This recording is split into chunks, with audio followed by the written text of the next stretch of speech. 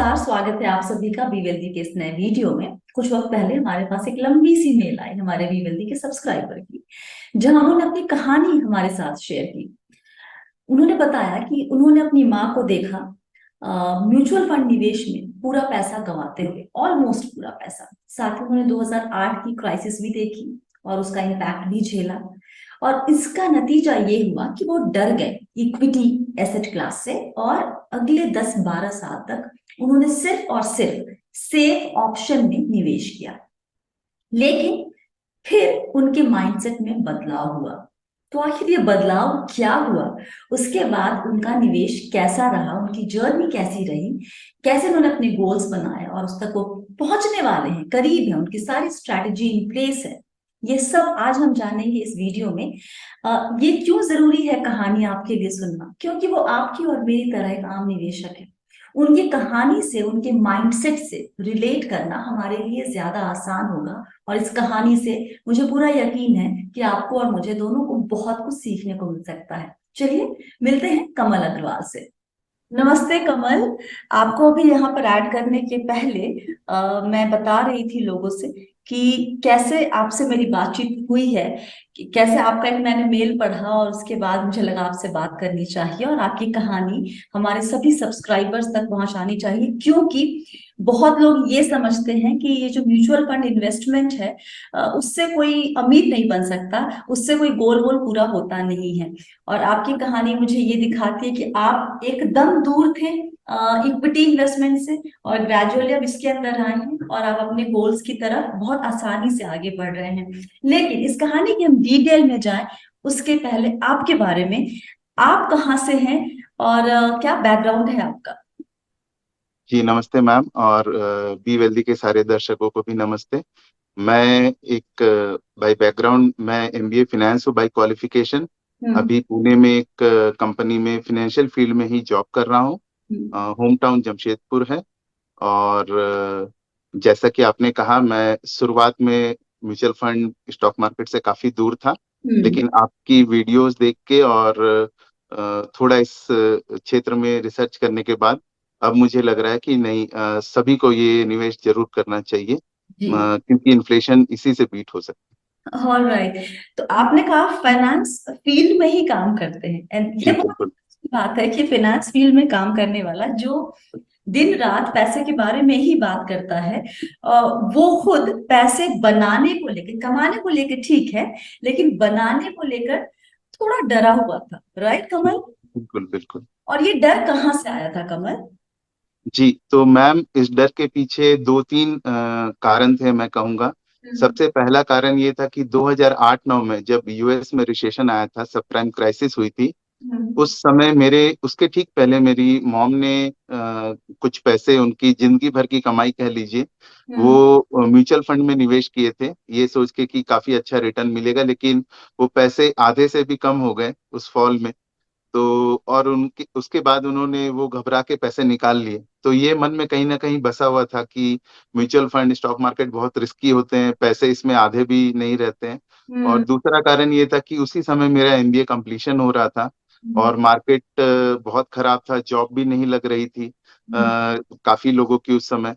तो ये देख के मुझे ऐसा लगा कि नहीं, पैसे अपने पास सेफ रहने चाहिए। हम्म। एफडीज अच्छा विकल्प है, क्योंकि शायद रिटर्न कम मिले लेकिन कैपिटल सुरक्षित रहेगा। तो ये उस समय मेरी सोच थी। तो इसीलिए मैं सर, दूर था काफी समय। 2008 वाला जो आपकी मम्मी के साथ इंसिडेंट हुआ था, जी रकम क्या बहुत बड़ी लगाई थी, बहुत ज्यादा नुकसान हो गया था, या फिर क्यों इतना ज्यादा झटका लगा आपको उससे कमर। ये रकम, अब ये काफी सब्जेक्टिव है मैम, क्योंकि किसी के लिए 1 लाख रुपए बहुत बड़ी रकम हो सकती है, किसी के लिए पीनट्स हो सकते हैं। हाँ। बट मॉम की मतलब जो छोटे छोटे रकम जमा करके उन्होंने करीब 1 लाख रुपए निवेश किए थे, हाँ। और वो कुछ 35-40 हजार रुपए बन गए थे मार्केट फॉल में। और आपने मुझे तो बताया था कि वो एक्चुअली उस पैसे का सोना खरीदना चाहती थी। जी, वो इससे सोना खरीदना चाहती थी, बट मेरे मामा जी ने उन्हें सलाह दी, जबकि मामा जी ने उन्हें अच्छी सलाह दी अपने जी। हिसाब से, जी। जी। जी। क्योंकि उन्होंने काफी धन अर्जित किया था, काफी प्रॉफिट कमाया था। हम्म। लेकिन उन्हें भी नहीं पता था कि ऐसा कुछ होगा, लीमन ब्रदर कोलैप्स होगा, सत्यम का कुछ केस होगा और हम्म। यूएस में रिसेशन आएगा। तो ये देख के मतलब मुझे लगा कि नहीं, स्टॉक मार्केट काफी रिस्की है। All right. तो दो बड़ी घटनाएं ऑलमोस्ट इकट्ठे आपके साथ हो रही थी। जी जी, 2008 आपके लिए जो साल था वो आपकी सोच को एकदम से उसने बदल दिया था। बिल्कुल राइट। बिल्कुल। और इस डर के साथ आपने काम शुरू किया, नौकरी लगी आपकी, कमाना शुरू किया। जी, लेकिन तो 2008 में आपकी नौकरी लग गई है, राइट? दिस इज 2009 में मैम, 2009 में। जी, 9 के बाद से 2020 में आप वापस इक्विटी में आए हैं। तो बिल्कुल ऑलमोस्ट 11 साल आप एकदम दूर रहे बाजार से। बिल्कुल। Zero investment in any other investment, only and only FDs, और पीपीएफ मैं साथ में कर रहा था एटीसी के लिए। तो हम्म। वो एक अलग चीज थी, अदरवाइज सिर्फ और सिर्फ एफडी। और मैं ये कहना चाहूंगा, एक छोटा सा उदाहरण देना चाहूंगा मैम, कि हम्म। अगर मैंने वही पैसे निवेश किए होते म्यूचुअल फंड में, और सबसे बुरा फंड चूज किया होता लास्ट 10-11 साल में, जिसने सबसे बुरा रिटर्न दिया है, तो भी जो मेरा फाइनल अमाउंट बना वो डबल होता एफडी के कंपैरिजन में। जी। तो जी। ये मुझे लगा कि अगर आप लॉन्ग टर्म के लिए इन्वेस्ट कर रहे हैं, अपने रिटायरमेंट के लिए, अपने कुछ बच्चों की एजुकेशन या शादी के लिए, हम्म। तो छोटे मोटे उतार चढ़ाव को दरकिनार करके लॉन्ग टर्म में इक्विटी बहुत अच्छा विकल्प होगा इन्वेस्टर्स के लिए, ऐसा मेरा मानना है। एक छोटा सा उदाहरण भी देना चाहूंगा मैम, अगर आपकी इजाजत हो तो। Sure sure. अगर कोई रिटायरमेंट के लिए सेव करना चाहता है, हम्म। एक मिस्टर ए है, एक मिस्टर बी है। मिस्टर ए ने 25 साल में शुरुआत की, और मिस्टर बी थोड़ा लेट हो गया, 35 साल में। हम्म। और समझ लीजिए, अगर 30,000 की सैलरी है, और 20% की सेविंग, अगर 6,000 रुपए 35 साल में एक मिस्टर बी स्टार्ट करते हैं, और 25 साल तक यानी 60 साल की उम्र तक अगर वो 6,000 ही इन्वेस्ट करते हैं, उन्हें 1,14,00,000 रुपए मिलेंगे 12% की रिटर्न पे। जी। मिस्टर ए अगर 25 साल की उम्र में शुरुआत करते हैं, 6,000 रुपए, और सिर्फ 5 साल इन्वेस्ट करते हैं, हम्म। 25 से 30, 30 में बंद भी कर देते हैं, ये नहीं कह रहा कि बंद करना चाहिए, लेकिन सिर्फ 5 साल इन्वेस्ट करते हैं वो 6,000 रुपए, उन्हें मिलेंगे 1,48,00,000 रुपए। तो 1,14,00,000, 1,48,00,000, उधर 25 साल का इन्वेस्टमेंट, यहाँ सिर्फ 5 साल का। तो ये दिखाता है पावर ऑफ कंपाउंडिंग और अर्ली इन्वेस्टमेंट के फायदे। तो इसीलिए कैलकुलेशन जरा वापस से आइए, जो आपने बताया कि एक इन्वेस्ट कर रहा है for how many years? Mister B 35 साल की उम्र में शुरुआत करते हैं रिटायरमेंट के लिए, और हम्म। 6,000 रुपए इन्वेस्ट करते हैं 25 साल तक हर महीने, अच्छा, गॉट इट। हम्म। और 12% की रिटर्न अगर हम माने, तो हम्म। उनका फाइनल सम बनेगा 1,14,00,000 रुपए। जी। जी। मिस्टर ए अगर 25 साल की उम्र में शुरुआत करते हैं नौकरी लगते ही, यानी 10 साल पहले ही, और हम्म। सिर्फ 5 साल भी करते हैं 25 से 30 तक की उम्र में, और हम्म। बाकी के 30 साल कुछ भी इन्वेस्ट ना करें, तो छोड़ सिर्फ देते पांच हैं साल पैसे वहां पर अपने। हाँ, पैसे छोड़ देते हैं, और सिर्फ सेम अमाउंट 6,000 रुपए 25 से 30 साल तक, 5 साल उन्होंने 6,000 रुपए करके इन्वेस्ट किए, या। तो उनका जो सम बनेगा वो बनेगा 1,48,00,000 रुपए। और ये सारा कैलकुलेशन आपको पहले से मालूम था? नहीं, ये कैलकुलेशन जब आपके वीडियोस देखे, जब इस इक्विटी के बारे में रिसर्च किया, जब बैक मतलब बैक टेस्टिंग की, तब मुझे पता चला कि मैंने कितनी बड़ी भूल की है। जी, तो आपने कहा था कि 2020 में कोविड के टाइम पे आपको लगा कि ऐसे तो काम नहीं चल रहा है। बिल्कुल। ये वो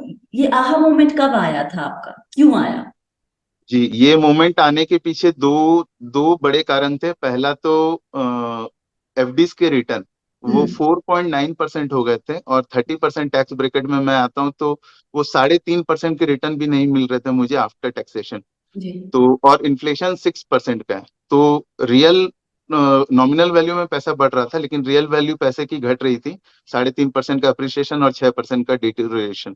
हम्म। और दूसरा ये था कि तब मैंने वर्च्यू तलाशने शुरू किए, और यूट्यूब में गया, तो बेस्ट इन्वेस्टमेंट। इंटरप्ट यू कमल, तो आपके गोल्स उस वक्त तक डिफाइंड थे या फिर वो भी डिफाइंड नहीं थे गोल्स 2009 तो, से 2020 के जी बीच? मैम, गोल्स मेरे उससे पहले मन में डिफाइन थे, लेकिन मैं इन्वेस्टमेंट किस कौन सा इन्वेस्टमेंट किस गोल के लिए कर रहा हूँ, वो हम्म। डिफाइन नहीं थे। मेरा बस ये था कि बेकार के खर्चे नहीं करने हैं, और जितना भी पैसा हो वो महीने में जितना ज्यादा से ज्यादा हो सके सेव करना है, और वो मैं एफडी में करता था। और यही कारण था कि एफडी होने के बावजूद भी मैं 2021 में अपना एक छोटा सा 1 BHK ले पाया। लेकिन अगर वो निवेश म्यूचुअल फंड में होता तो सेम निवेश से 2 BHK ले पाता। हाँ, okay, alright. So sorry, you are saying कि आपने देखा कि आपका जो पोस्ट टैक्स रिटर्न है वो बहुत इंटरेस्टिंग एकदम ही नहीं दिख रहा है, राइट? वहां जी से जी। विचार करते हैं। और दूसरा जो वीडियोस देखे आपके कि म्यूचुअल फंड क्यों जरूरी है या कैसा होता है, किस तरह के रिटर्न एक्सपेक्टेड है, किस तरह से पोर्टफोलियो एलोकेशन होना चाहिए, डेट इक्विटी में दोनों में होना चाहिए, फिर म्यूचुअल फंड करना है तो कौन सा करना है, SIP डेट क्या होनी चाहिए, इसके अलावा भी SGB, NPS, उसमें आपके डिटेल्ड वीडियोस हैं मैम। तो मैंने SGB में भी थोड़ा एक्सपोजर लिया है, NPS भी 2021 में शुरुआत की है, हम्म। और VPF प्रोविडेंट फंड में भी थोड़ा एक्सपोजर बढ़ा है। Okay, interesting.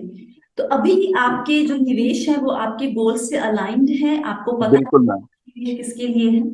जी मैम, तो बिल्कुल अलाइंड है। मैंने ये देखा कि आज मेरे क्या खर्चे हैं, हम्म। और जैसे उदाहरण के तौर पे अगर मैं रिटायरमेंट की बात करूं, तो रिटायरमेंट के दौर में मुझे किस तरह के खर्चे एडिशनल आएंगे, जैसे कि हेल्थ केयर का खर्च अतिरिक्त हो सकता है, और बच्चों की फीस उस समय नहीं रहेगी, तो वो प्लस माइनस करने के बाद उसमें 6% की दर से इन्फ्लेशन लगा के, अगर 25 वर्ष दूर है रिटायरमेंट, तो उस समय महीने का खर्च क्या होगा, और उस समय उतना खर्च निकालने के लिए अगर मैं 6% का ही ब्याज दर मानूं, तो मुझे कितना रकम जुटाना होगा उस वक्त पे, और उस वक्त नहीं, पे सारे 25 साल। कैलकुलेशन किए हुए हैं कि बिल्कुल मैम, 25। वापस रिक्वायरमेंट क्या होगा, may be 20 years down the line और 10 yes, years, right? Yes ma'am, yes ma'am, और ऐसा ही अप्रोच सारे खर्चों के लिए किया है कि अगर हम्म। 15 वर्ष बाद पढ़ाई की जरूरत हुई, बच्चों के पढ़ाई के लिए खर्च, तो हम्म। उसमें मैंने इन्फ्लेशन ज्यादा लगाया है, क्योंकि लास्ट अगर 10 years देखें तो इन्फ्लेशन 6% का, बट एजुकेशनल और हेल्थ केयर, ये दो फील्ड है जिसमें 10 से 12% का इन्फ्लेशन है, तो उसमें उस दर से बढ़ोतरी करके कितनी की जरूरत होगी, और हम्म। उस कॉर्पस को जुटाने के लिए 10 से 12% के रिटर्न अगर माने जाए, तो अभी मुझे कितनी SIP की जरूरत होगी। तो इस तरह से मैंने NPS और SIP क्या वगैरह था में कमल कि आप जिस तरीके से अभी निवेश कर रहे हैं, आप अगले कुछ सालों में आप फाइनेंशियली फ्री हो जाएंगे। आपका जो वो गोल है वो आप इजीली जी अचीव कर लेंगे। जी मैम। सो दैट्स तो रियली इंटरेस्टिंग। जी मैम, शुक्रिया। यस। अमेजिंग। और एक चीज, आपने आपसे जब बात हुई तो आपने ये बात कही थी कि आप अपनी पूरी कमाई का काफी बड़ा हिस्सा सेविंग में लगाते हैं। जो नॉर्मली एक रूल होता है कि 50% नीड में, 30% डिजायर में, 20% इन्वेस्टमेंट के लिए या सेविंग के जी लिए, आप इस थंब रूल को फॉलो नहीं करते हैं। जी ma'am, what is your rule? आपने खुद के लिए अपना जो रूल बनाया है। मेरा रूल ये है, ये रूल काफी अच्छा है, बट मैं कहूँगा बिगिनर्स के लिए, अगर आपकी सैलरी ही 12-15 हजार है, तो 15 हजार की सैलरी में आप 5 हजार बचा पाओ, ये शायद नहीं हो पाएगा आज के दौर पे, क्योंकि आपके बहुत सारे खर्चे हैं। घर है, खाना पीना, मोबाइल, सब कुछ चाहिए, वाईफाई, सब कुछ, दूध सब्जी, सब कुछ। तो ये सही रूल है शुरुआत के लिए, ताकि एक डिसिप्लिन आए कि नहीं, भले मेरी सैलरी 15 हजार ही है, फिर भी मुझे 3 हजार तो बचानी है। हम्म। बट मेरा ये मानना है कि अगर किसी की सैलरी 2 लाख रुपए है, तो इससे ये नहीं सोचना चाहिए कि मैं 20%, 40 हजार ही बचाऊं और 1,60,000 रुपये खर्च करूं। तो उस समय रूल ये होना चाहिए कि मैं आराम से, बिना किसी कंजूसी के, एक अच्छी लाइफ जीऊं हम्म। और अपने शौक भी पूरे करूं। बट अगर वो शौक 1 लाख रुपए में ही पूरे हो सकते हैं, तो मैं 1 लाख ही क्यों ना, 50% ही क्यों ना बचाऊं। क्योंकि अगर आज सेविंग करेंगे, तो एक बार फाइनेंशियल फ्रीडम आपको आ गई, आप महसूस कर सकते हैं कि आज के बाद मैंने कुछ काम नहीं भी किया, तो मैं भविष्य में आने वाली कोई भी इमरजेंसी, हेल्थ केयर का खर्चा, या फिर जो भी मेरा खर्चा है, मैं निकाल सकता हूँ। उसके बाद आप ज्यादा खर्च करें, ये मेरा मानना है। Okay, all right, that's really interesting. तो कितनी साल दूर हैं आप अपने फाइनेंशियल फ्रीडम वाले गोल से? मैम, अगर भगवान की कृपा रही, सब अच्छा चला, तो 10 से 12 साल जबकि आपने लगभग। शुरू ही 2020 में किया है, फिर भी आप 10 से 12 साल में आपको लगता हाँ, है उसके क्या? पीछे एक कारण ये था कि मैंने भले FD में निवेश किया, जो कि एक गलती थी, लेकिन निवेश तो किया, सेविंग तो की, रिटर्न मुझे जरूर कम मिले, लेकिन वो FD से ही मैंने एक घर खरीद लिया 1 BHK। तो हम्म। एक एक प्रॉब्लम सॉल्व हो गई, और अब है बच्चों की एजुकेशन और रिटायरमेंट। तो हम्म। उसके लिए अलग अलग म्यूचुअल फंड है, NPS है, और VPF भी है। तो जी। आपने क्योंकि शुरुआत कैसे की थी कमल, क्योंकि आप भी एकदम, आप तो रिस्क अवर्स थे, तो जी, आपका पहला स्टेप क्या था म्यूचुअल फंड में? मैंने शुरुआत की अग्रेसिव मैम। उसका कारण भी है। उसका हम्म। कारण ये है कि घर खरीदने के बाद भी एफडीज में मेरे कुछ पैसे थे। हम्म। और एक तरीका होता है कि आपको इक्विटी में इतना एलोकेशन लेना चाहिए कि 100 माइनस योर एज। उस हम्म। हिसाब से करीब 65% का एलोकेशन इक्विटी में मुझे चाहिए था। बट हम्म। मैंने शुरुआत की, सोचा कि 50% से ही करूंगा। तो चूंकि एफडी में कुछ पैसा पड़ा हुआ था, तो मैंने सोचा अब तब तक सारे पैसे इक्विटी में डालता हूँ स्टैगर्ड मैनर में एसआईपी के थ्रू, जब हम्म। तक कि मेरा एफडी और यानी डेट और इक्विटी कंपोनेंट बराबर 50-50 ना हो जाए। और ओके। उसके बाद मैं हर महीने की सेविंग 50-50 दोनों जगह डालूंगा। ओके। All right. जी। और और अभी फिर क्या है, अगर आप ऐसा कर, sorry you were saying something. Sorry, अगर आप फंड के बारे में पूछ रहे हैं, जी। तो मैं नाम भी ले सकता हूँ, पराग पारिक फ्लेक्सी कैप से। वो मेरा पहला फंड था। अरे वाह, इंटरेस्टिंग। और अभी कैसा है एलोकेशन पूरा पोर्टफोलियो का? अभी 44% लार्ज कैप है और 28-28% मिड कैप और स्मॉल कैप में। That's interesting, that's interesting. आप रिव्यू कब करते हैं अपना पोर्टफोलियो आमतौर पर? मैं रिव्यू, चूंकि मैंने शुरुआत अभी हाल में ही की है, 2 साल, तो मैं हर 6 महीने में रिव्यू करता हूँ। हम्म। और बीच बीच में एक बार नजर डाल लेता हूँ कि कौन सा फंड कैसा रिटर्न दे रहा अभी ऐसी नौबत आई कि आपको लगा कि अच्छा ये फंड ठीक नहीं कर रहा है, शॉर्ट टर्म रिटर्न देखकर आपका मन भी डोलता है कि इससे निकल जाए, क्योंकि डर तो बैठा, ठीक है आपने वो स्टेप ले लिया है, डर के आगे जीत है, है। लेकिन जी। क्या वो डर कभी कूद कर आता है जब रिव्यू करते हैं? बिल्कुल बिल्कुल भी नहीं मैम। ये शॉर्ट टर्म रिटर्न देख के मैं कभी भी नहीं करता, क्योंकि ये सिक्लिकल ही होता है। हम्म। हर समय हर फंड अच्छा नहीं करेगा। एक ग्रोथ इन्वेस्टिंग का एक दौर आता है, एक वैल्यू इन्वेस्टिंग का दौर आता है। हम्म। तो मैं रोलिंग रिटर्न ज्यादा देखता हूँ, 5 ईयर रोलिंग रिटर्न। और कंसिस्टेंसी में ज्यादा बिलीव करता हूँ। जो कंसिस्टेंट ज्यादा है, भले 1-2% का रिटर्न कम है, मैं वैसे फंड में बना रहना चाहता हूँ जिसका जिसका एसेट टर्नओवर भी ज्यादा नहीं हो और एक फिलोसॉफी को हमेशा फॉलो करे। Amazing, amazing, thank you so much Kamal. Kamal की पूरी बातचीत सुनकर मुझे एक ही ख्याल मेरे दिमाग में आ रहा है, वो ये है, डर के आगे जीत है। कई दफा हमारे जीवन में ऐसी घटनाएं होती हैं जिससे कि हम किसी एक चीज से डर जाते हैं। कमल के केस में वो equity as an asset class का डर था। लेकिन अगर डर को हराना है, उससे आगे जाना है, तो उसको फेस करना जरूरी है, राइट? यहाँ पर इक्विटी में निवेश के लिए एक चीज ध्यान रखिएगा कि एकदम हड़बड़ा के कूदने की जरूरत नहीं है। छोटे छोटे बेबी स्टेप्स लेंगे तो आप कंफर्टेबल हो जाएंगे इस एसेट क्लास से, फिर आपके मन में जो डर है वो धीरे धीरे निकलता चला जाएगा। अगर आपकी भी कोई ऐसी कहानी है, आप हमसे शेयर करना चाहते हैं, तो हमारा ईमेल आईडी है नया वाला, ask@bewealthy.co.in। यहाँ पर आप कहानी भी शेयर कर सकते हैं, फीडबैक भी, और साथ ही अपने सवाल भी। इसके अलावा क्या, नीचे कमेंट करके प्लीज बताइए कैसा लगा वीडियो। अच्छा लगा तो लाइक कीजिए, शेयर कीजिए अपने दोस्तों के साथ। और अपना वक्त देने के लिए बहुत बहुत शुक्रिया। और याद रखिए, आप हैं मेरे यानी स्वाति के साथ, और हम सब हैं बहुत ही सावधानी और समझदारी के साथ अमीर बनने के सफर पर। आप सभी को बहुत सारा प्यार और दुलार। Stay blessed, healthy and be wealthy.